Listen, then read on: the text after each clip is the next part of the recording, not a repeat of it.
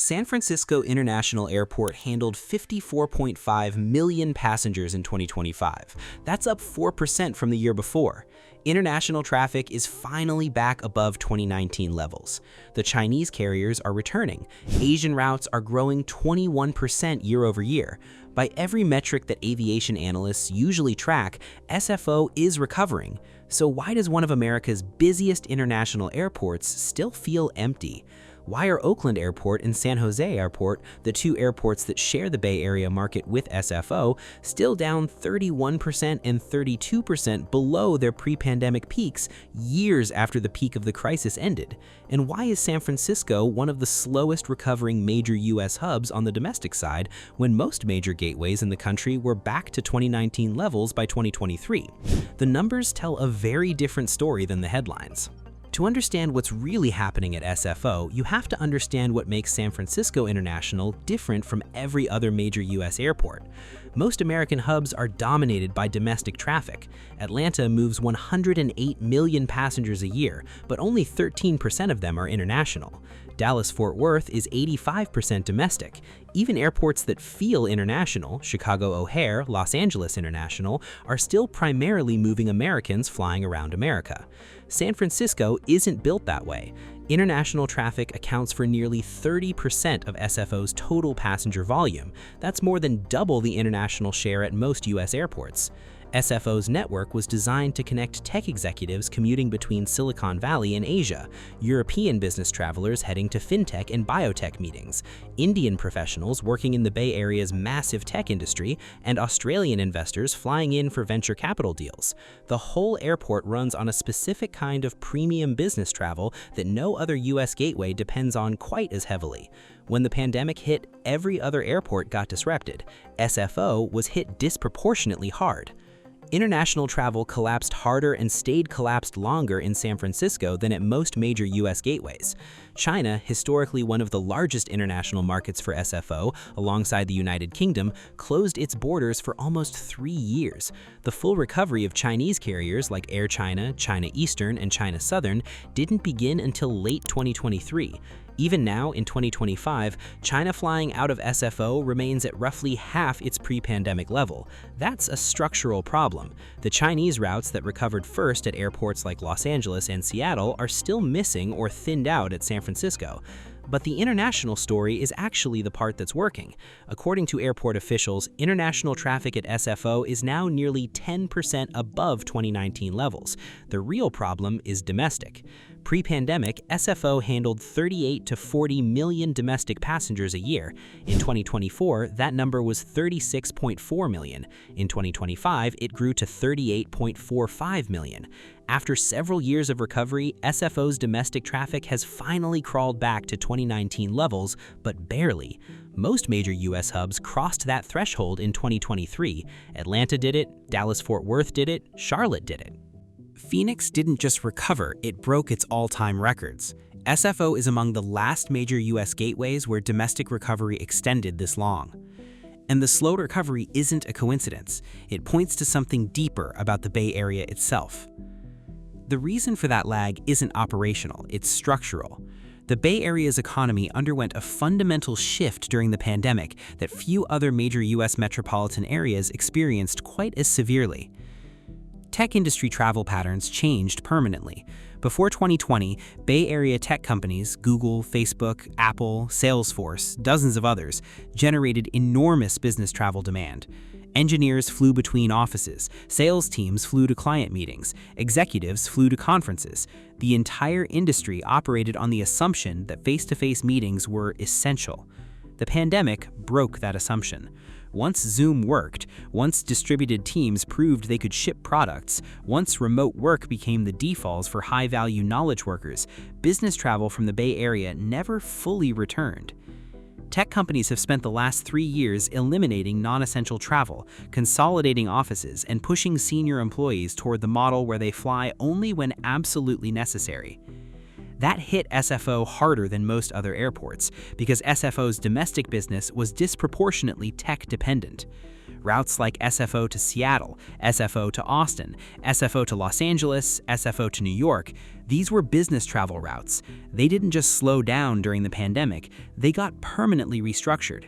Airlines reduced frequencies because the corporate contracts that supported daily flights stopped buying as many seats. Premium cabins that used to sell out on Tuesday morning 8 a.m. departures now sit half empty. The structural baseline for SFO's domestic traffic is lower than it was in 2019, and it's not going back. You can see this in the airline data. United Airlines runs SFO as one of its core fortress hubs and controls roughly the mid-40% of all passengers at the airport. United didn't just lose a few passengers during the pandemic. The airline had to fundamentally rethink what SFO was for. Before 2020, United used SFO heavily as a domestic connecting hub. Passengers from smaller West Coast cities would fly into SFO and then connect onward to other domestic destinations. After 2020, that connecting traffic shifted towards United's other hubs because the math changed. SFO's slot constraints, weather delays, and operating costs made it less attractive as a connection point when demand softened. The airline still flies massive international routes from SFO, but the domestic feed that used to support those international flights has been partially redistributed across the network. The other Bay Area airports tell this story even clearer. Oakland International Airport handled 12.6 million passengers in 2019. In 2025, it handled 8.6 million, down 31.8%. San Jose International Airport had 15.7 million passengers in 2019. In 2025, it had 10.8 million, down 31.5%. These two airports were dependent on the same Bay Area economic base as SFO, but without the international diversification that SFO has. When tech business travel collapsed, Oakland and San Jose had no international traffic to fall back on. They just shrank. Think about that for a second. Two major American airports in the wealthiest metropolitan area in the country are operating at levels that look like permanent decline. If Oakland or San Jose were standalone airports in any other US city, news outlets would be covering them as crisis stories. The only reason nobody talks about them is because SFO's relative success masks how broken the rest of the Bay Area aviation system actually is. This brings up an important question. If you're getting value from this kind of breakdown of how the aviation industry actually works behind the headlines, hit subscribe. New videos every few days covering the airline strategy stories nobody else is willing to dig into. Now back to what's making SFO's recovery so unusual. There's a third factor that compounds everything. San Francisco's downtown business district has struggled with a perception problem that affects travel demand independently of any aviation factors. Tech companies have continued shifting headquarters or expanding in cities like Austin, Miami, and Seattle. The number of Fortune 500 companies based in San Francisco has declined. Convention bookings for Moscone Center recovered slower than comparable venues in other cities. International tourists from key markets, particularly China, have specifically cited concerns about San Francisco's downtown when explaining slower travel decisions. The airport itself isn't the problem, but the destination has been struggling, and the airport's traffic reflects that. The convention business is where this becomes most visible. Pre-pandemic, San Francisco hosted some of the largest tech conferences in the world. Salesforce's Dreamforce alone brought roughly 170,000 attendees per year. Oracle OpenWorld, Apple's Worldwide Developers Conference, Google Cloud Next, these events filled hotels, generated airport traffic, and supported the entire premium business travel ecosystem that SFO was built around. Many of those events have either moved, gone hybrid, or scaled down. Each one represents thousands of premium fare bookings that SFO no longer captures. The airport doesn't have a way to replace that demand because no other industry generates the same volume of high-yield premium travel. SFO faces another constraint that no amount of demand recovery can solve: geography. The airport sits on 5,100 acres, but roughly 2,810 of those acres are San Francisco Bay tidal waters. The airport has 4 runways and has no realistic room for a 5th. According to airport officials, the airfield can handle around 500,000 annual aircraft movements at maximum. In 2024, the airport processed 386,500 movements, already at 77% of theoretical capacity. As demand grows, SFO will hit a hard ceiling that other airports don't face. JFK can theoretically expand. LAX is constrained but has multiple development plans. Atlanta has historically had room for expansion. SFO is boxed in by water on every side. There's also weather. San Francisco's marine fog is operationally devastating.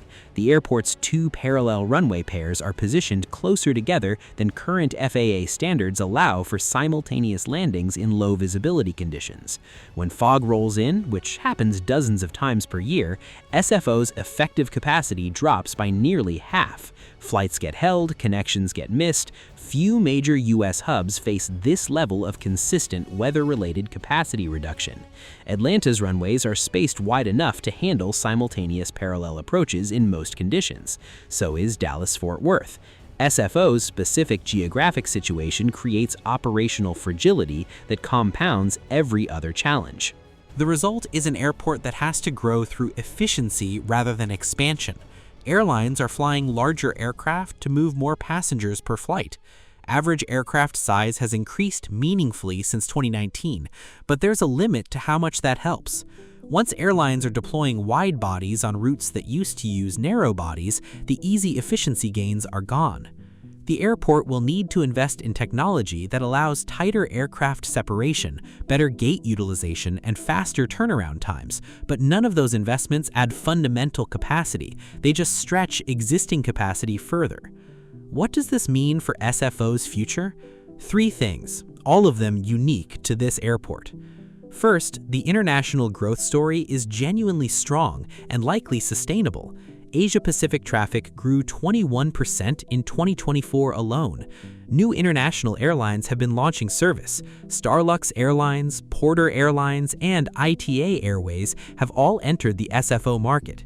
The geographic position of San Francisco as the closest major U.S. gateway to Asia gives the airport a structural advantage that won't disappear. International recovery isn't the embarrassing part of SFO's story, it's the part that's actually working. Second, the domestic recovery may never fully match pre-pandemic levels in the way other airports have. The Bay Area business travel base has structurally shifted, and the airlines have adjusted their networks accordingly. SFO will likely settle at a domestic capacity level slightly below its 2019 peak, even as international traffic grows above it. The airport's passenger mix will become more international over time, not because international is growing fast in absolute terms, but because domestic is growing slow. By 2030, SFO will probably look more like a major Asian or European international gateway than it does like a typical US hub. That's not necessarily bad, but it's a significant identity shift for an airport that was historically half international and half domestic. Third, the broader Bay Area aviation system is going to keep struggling. Oakland and San Jose can't easily recover the traffic they lost because the underlying demand isn't returning. Both airports are trying. Oakland is adding new restaurants and retail. San Jose is positioning itself as the punctual alternative for World Cup matches and college basketball. But small operational improvements can't compensate for a 30% demand gap. The Bay Area will probably support fewer total flights through 2030 than it did in 2019, even as SFO itself grows. This creates a strange dynamic where one airport thrives while 2 others permanently shrink in the same metropolitan market. This is the story that gets missed when people talk about SFO. The headlines say recovery, the data say recovery, the international numbers genuinely look strong, but the underlying truth is that San Francisco's airport ecosystem is still operating at a structural deficit compared to most other major U.S. metropolitan areas, and that deficit is rooted in changes to how the Bay Area economy works that aviation can't fix. Against all logic, the airport that everyone assumes has bounced back is actually one of the major U.S. gateways where the bounce never fully arrived. International traffic is up, domestic traffic is barely treading water, and the two smaller airports that share the market are operating at levels that would be considered crisis numbers anywhere else in the country. San Francisco International isn't an empty airport, but it is one of the slowest, strangest, and most uneven recovery stories in American aviation. The airport that once defined what a successful American international gateway looked like has spent years trying to figure out what it should be in a world where its core customer base has fundamentally changed how it works, where it travels, and how often it flies. By the time the rest of the industry acknowledges that the Bay Area's traffic base has structurally shifted, SFO will already be running at a permanently different baseline than it did before 2020. That's not a story about pandemic recovery. That's a story about an airport adjusting to a region that fundamentally isn't the same anymore, and quietly becoming a smaller version of itself in the process.